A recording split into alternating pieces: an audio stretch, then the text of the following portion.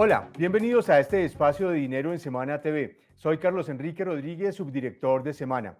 El proyecto de reforma laboral sigue generando controversias y debates. Esta semana se hicieron las audiencias públicas en el Congreso de la República para conocer sus impactos y simultáneamente se conoció un informe del Banco de la República en el que se advierte que los aumentos en los costos laborales podrían llevar a perder 450.000 empleos en unos años. Uno de los sectores en donde está la mayor atención es el de plataformas y aplicaciones. Para analizar cuál es la visión de este importante sector nos acompaña el director ejecutivo de Alianzain, el doctor José Daniel López. Doctor López, bienvenido, muchas gracias por acompañarnos. Hola Carlos Enrique, un saludo muy especial a toda la gente que nos sigue a través de Semana y de Dinero. Muchísimas gracias por estar con nosotros. Eh, el presidente de la ANDI, el doctor Bruce McMaster, hace unos días en una entrevista con Semana, dijo que la reforma laboral les da un golpe mortal a los emprendimientos y a las MIPYMES. ¿Comparte esa posición? Yo creo que lo contenido en la reforma laboral, de lo que me corresponde a mí hablar, desde Alianza Inc., que es de las plataformas digitales de reparto, si se aprueba como viene, tendría un impacto atómico en el funcionamiento de estas plataformas y sobre todo en la gente que vive de esto. Le quiero contar, hoy en Colombia hay cerca de 120.000 repartidores, personas que el último mes entregaron al menos un pedido y generaron ingresos con eso. De esos 120.000, Carlos Enrique, por lo menos 80.000 se quedarían sin el trabajo, sin esa fuente de ingresos como consecuencia de la reforma laboral. Entonces ahí pensar en que en un país como Colombia 80.000 personas se van a quedar sin trabajo en medio de esta situación social, en medio de la precariedad en las medidas de alguna manera asistenciales ante el desempleo que hay en el país, creo que eso en sí solo debería encender todas las alertas. Pero el impacto no queda ahí. Los comercios, hay más de 75.000 que venden a través de las plataformas, la mayoría MIPYMES, muchos de ellos de la economía popular, verían muy afectado un canal de ventas que cada vez se vuelve más importante para ellos. En la medida en la que habría menos domiciliarios, habría menos pedidos, servicios de domicilios más caros, y FENALCO de hecho dijo que por lo menos 1 billón de pesos en ventas se perderían solamente por el impacto que tendría la reforma, el texto que hoy está radicado en el Congreso, en las plataformas digitales de reparto. Y por supuesto, el impacto en las empresas que representamos sería descomunal. Las más grandes se verían obligadas a crear un modelo de negocio completamente distinto, a convertirse seguramente en empresas de mensajería o tradicionales, y las medianas, las más pequeñas, seguramente se extinguirían como consecuencia de la reforma laboral. Quiero detenerme un momento en ese punto que usted toca, doctor López, y que me parece importante un poco para tratar de dimensionar y de entender de qué estamos hablando. ¿Cuáles son las dinámicas del mercado digital hoy? Es decir, esto ha cambiado radicalmente. Hay unos emprendimientos que han hecho apariciones disruptivas en los mercados.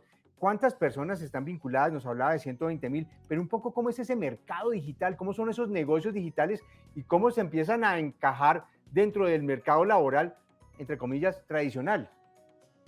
Hombre, Carlos Enrique, hay una encuesta maravillosa que hace Deloitte todos los años a nivel global para entender qué está pensando el mundo del trabajo, la generación X, o sea, la gente que nació de 1983 hacia allá, y lo que piensa la generación Z, que es mucho más reciente, de 1994 como hasta el año 2005. Y da unos hallazgos muy importantes. Por ejemplo, primero, la gente ya no espera conseguir un trabajo en una empresa, crecer en esa empresa y pensionarse en esa empresa. Mis papás, que hoy están entre los 70 y los 80 años, trabajaron en 2 sitios en su vida, y usted llega a la casa de ellos y ve los platos y las bandejas y el magnético y el reloj de esa empresa en donde pasaron la mayor parte de su vida. Yo tengo 41 años y he trabajado ya en 11 sitios distintos, y creo que una persona que tiene 25 años ha trabajado en más sitios que yo. El trabajo del siglo XXI es dinámico, es flexible, ocurre en varios sitios al mismo tiempo, no tiene ataduras de tiempo, ni de modo, ni de lugar. Y justamente la punta del iceberg de ese trabajo del siglo XXI es el trabajo a través de plataformas digitales. Y acá hay una reflexión muy importante para toda la economía y no solamente para los interesados en este tema específico.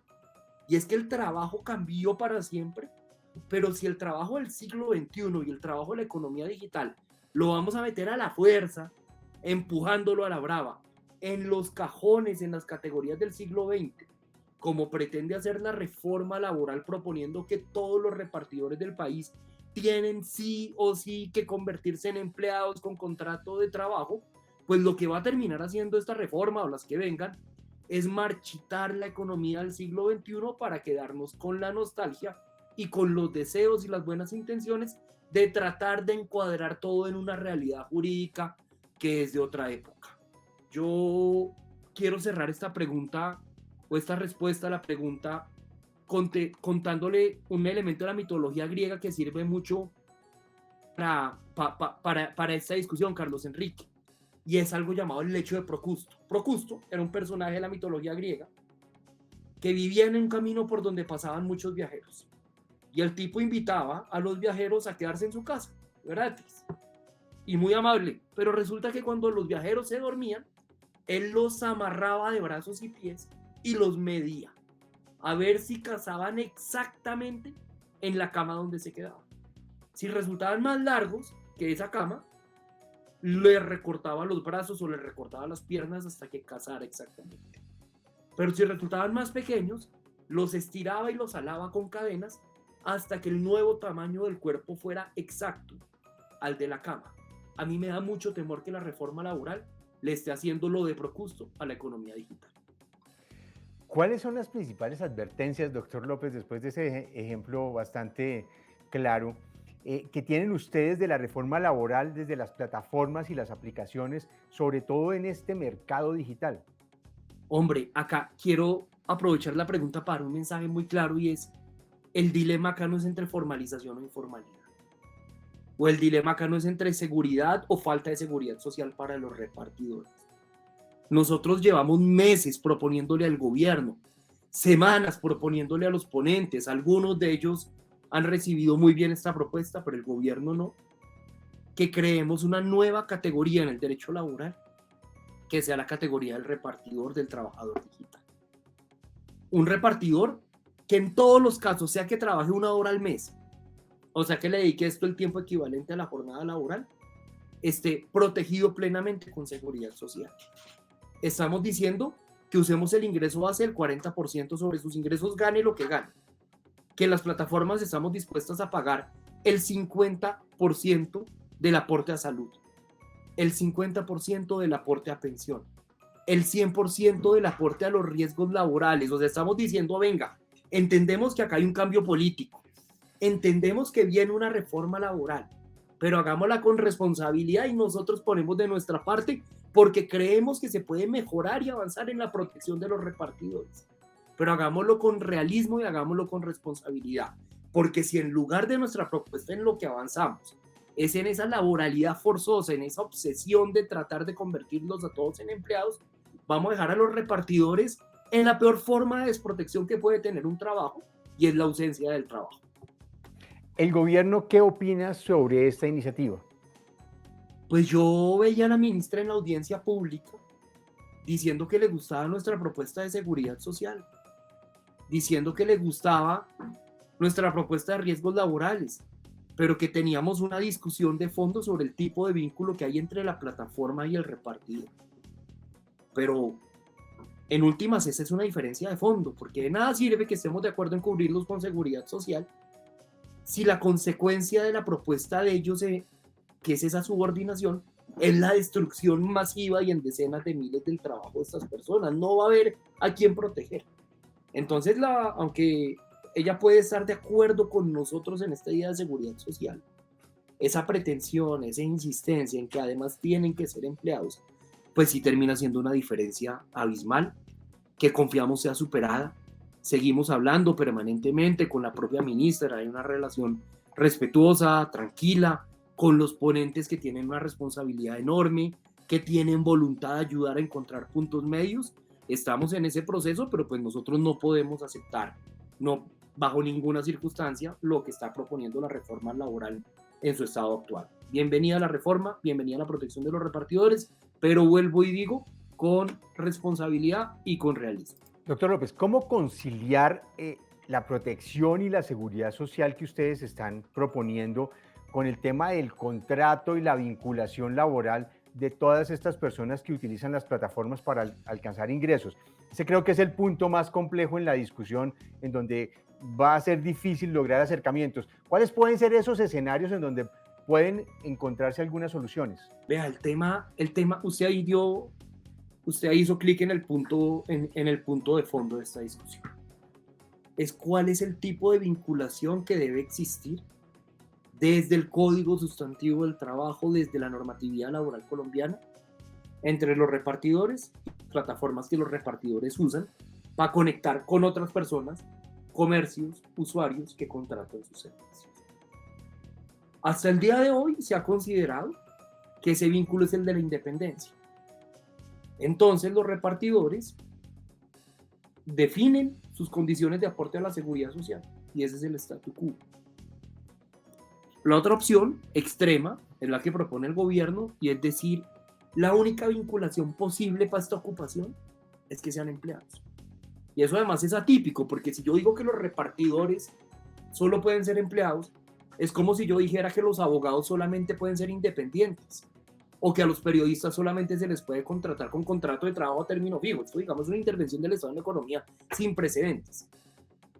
Pero la respuesta nosotros creemos que está en una tercera vía, en la figura del trabajador digital autónomo, que es un trabajador que asume su seguridad social, pero que encuentra un apoyo de la plataforma en el pago de esa seguridad social, pero que en la medida en la que ejerce su trabajo con plena soberanía del tiempo, se conecta a la hora que quiere, se desconecta a la hora que quiere, se ubica para trabajar donde quiere, toma los pedidos que quiere y rechaza los pedidos que quiere, pues también tiene una dosis muy importante de autonomía que nada tienen que ver con la subordinación que es propia del contrato de trabajo.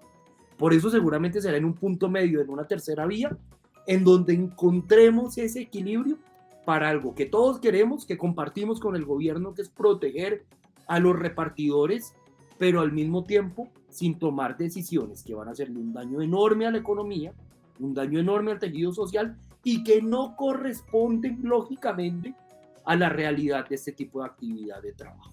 Doctor López, hay algunos modelos en el mundo, en economías como la nuestra, no confundir Cundinamarca con Dinamarca, pero como para poder tratar de dimensionar, que puedan servir de ejemplo para encontrar lo que usted llama equilibrio. Carlos Enrique, pues vea, hay ejemplos. En Chile, por ejemplo, hay un modelo dual que en principio tiene elementos interesantes en donde le dicen a las empresas de plataformas y a los trabajadores digitales que pueden vincularse, sea con contrato de trabajo o sea con independencia y que corresponde a las partes de escoger cuál de los modelos. Acaba de pasar algo muy significativo y que ha pasado de agache. Y es que el gobierno brasilero, que es un gobierno de izquierda, estoy hablando de Lula, no de Bolsonaro, que ya no está. El gobierno de Lula acaba de anunciar hace una semana que va a empezar a preparar un proyecto de ley para regular el trabajo en plataformas. Y tanto el presidente Lula como el ministro del Trabajo brasilero fueron muy claros en decir que eso no se va a hacer a través de la laboralidad forzosa, como se está intentando en Colombia. Entonces, aún dentro de los gobiernos de izquierda, de progresistas, existe la comprensión, en algunos de ellos, de la inconveniencia de esto. Hay un modelo, que es un modelo que de alguna manera ha incidido mucho en esta discusión, que es el modelo español. El gobierno español actual tomó la decisión por un decreto de sacar una norma que se conoce como la ley Rider, en donde hizo lo que quiere hacer el gobierno colombiano y fue fijar que todos los repartidores tenían que ser empleados.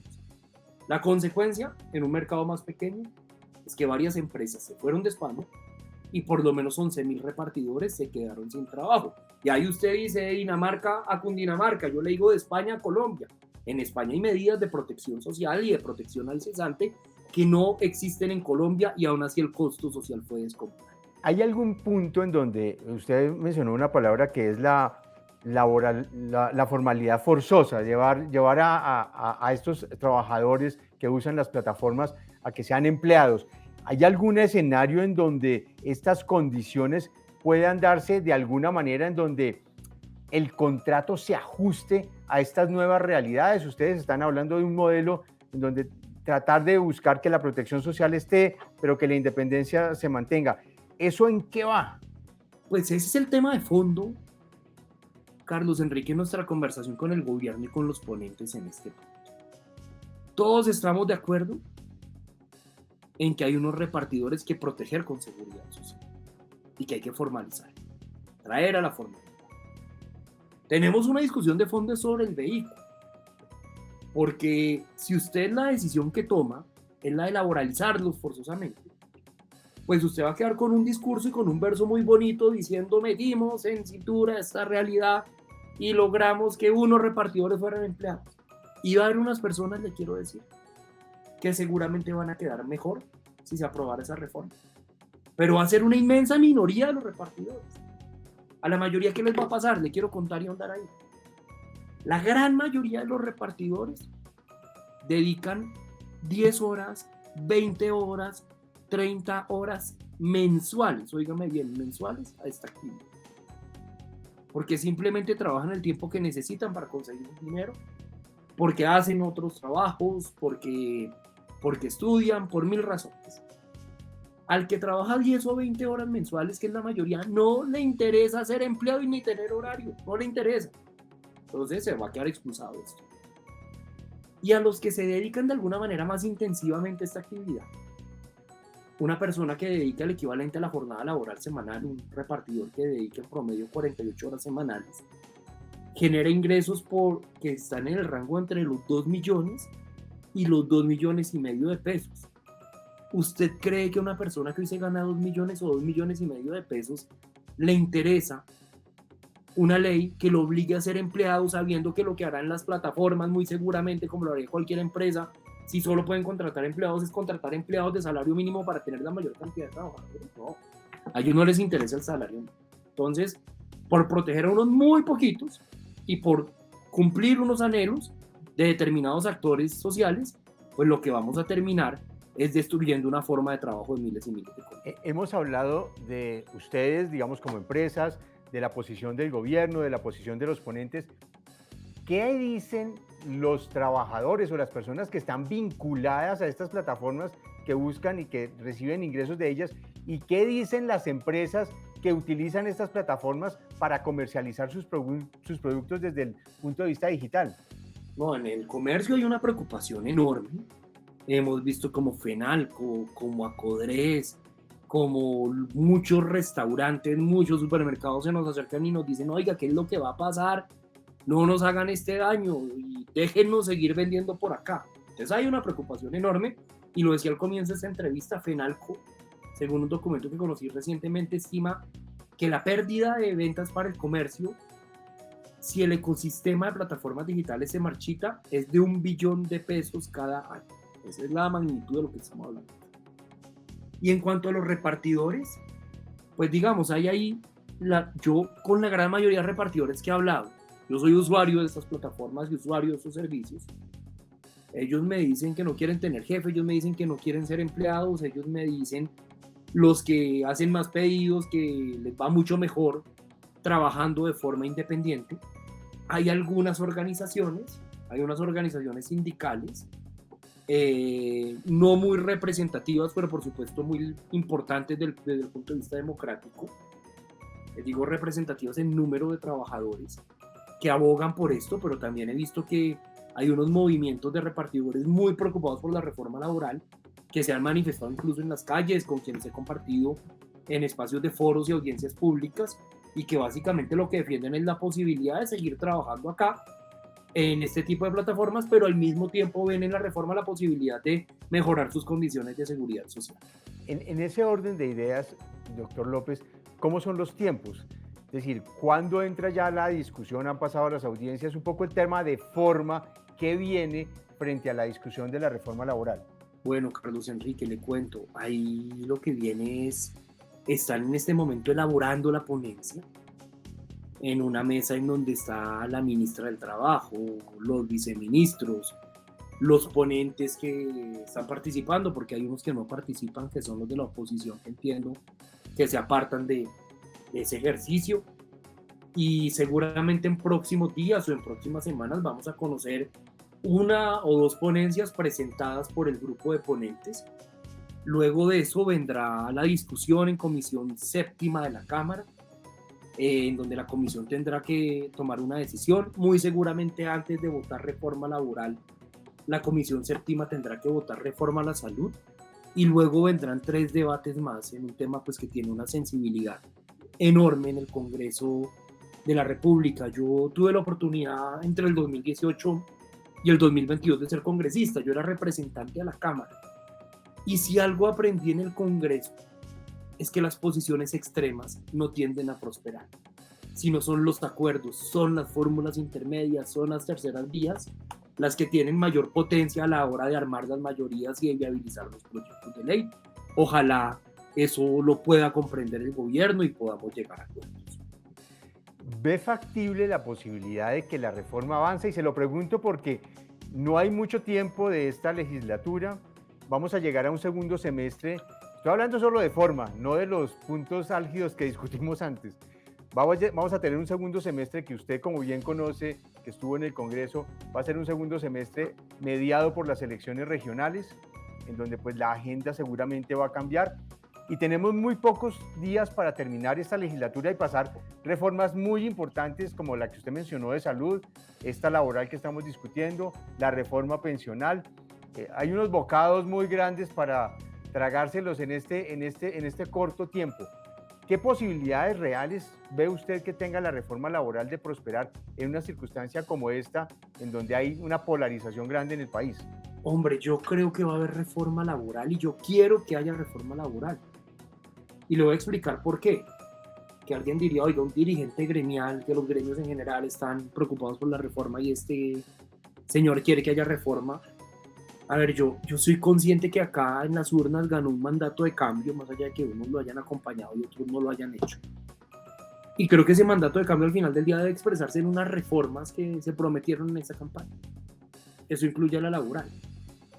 Pero también es verdad que esas reformas deben hacerse con responsabilidad y con lógica de construcción de acuerdos con los distintos sectores de la sociedad. Y yo ahí creo que el papel de los partidos es muy importante. Para mí la cuestión con la reforma laboral y tal vez con la reforma a la salud, la pensional no la he estudiado tanto, por eso no hablo de ella, es que más que si va a haber reforma o no, es qué tipo de reforma va a haber y con qué contenidos.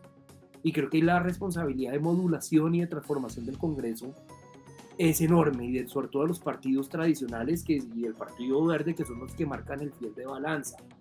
Yo creo que esta reforma tiene tiempo. Fue radicada en marzo, tiene hasta junio del 2024 para completar sus 4 debates. Entonces, aún si el próximo semestre, que es de campaña, no avanzara mucho, seguramente de aquí a julio sí lo podría hacer, y seguramente en el periodo de marzo a junio lo podría hacer. Pero para que esa reforma funcione y prospere, pues el gobierno tendrá que hacer acuerdos. Y no le bastará con escuchar, no le bastará con abrir espacios de participación, sino tendrá que llegar a acuerdos con las bancadas y con la sociedad civil, o si no, el trámite de este proyecto se termina convirtiendo en traumático. Yo creo que la reforma laboral y la ministra del Trabajo, que es una mujer de pensamiento, digamos, muy caracterizado, pero también de muy buenas maneras, tiene la oportunidad de hacer que la historia de esta reforma no sea el mismo Titanic político en el que se convirtió la reforma a la salud. Pero eso solo se logra pactando y buscando puntos de encuentro.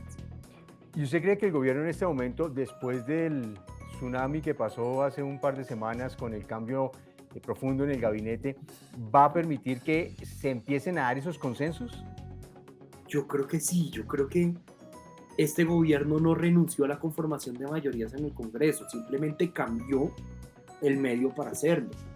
Ya no será a través de la representación partidista en el gabinete. Tal vez el gobierno pretenda no hacerlo tanto institucionalmente con los jefes de los partidos, sino con los congresistas directamente. Pero cuando usted ve que en el gabinete nombran gente como Luis Fernando Velasco, ministro del Interior, pues que es un ex parlamentario completamente fogueado y con muy buen diálogo con varios congresistas. Cuando usted ve que llega un tipo como Guillermo Alfonso Jaramillo, que ha sido un viejo escudero de Petro, lo fue su secretario de gobierno y de salud en la alcaldía, pero que también es un tipo muy reconocido y muy aceptado en la clase política, pues uno entiende que el gobierno no está haciendo esto para dejar las reformas ahí parqueadas. La ministra lleva varias semanas dedicada de lleno en su agenda a estar con los ponentes de la reforma laboral y de la reforma pensional. El tiempo es la agenda y el tiempo es la prioridad, la que indica la prioridad. Y yo este gobierno he jugado con sacar adelante estas reformas, pero creo que también necesita algo de pragmatismo y de flexibilidad ideológica, porque de lo contrario le va a quedar muy cuesta arriba poderlas sacar adelante. Yo creo que los partidos y los congresistas, por supuesto, negocian, por supuesto, son actores que como políticos están dispuestos a llegar a acuerdos, pero que tampoco van a comprar la reforma en cualquier formato o en cualquier contenido, y entre más radical sean esas reformas, pues más difícil será su aprobación.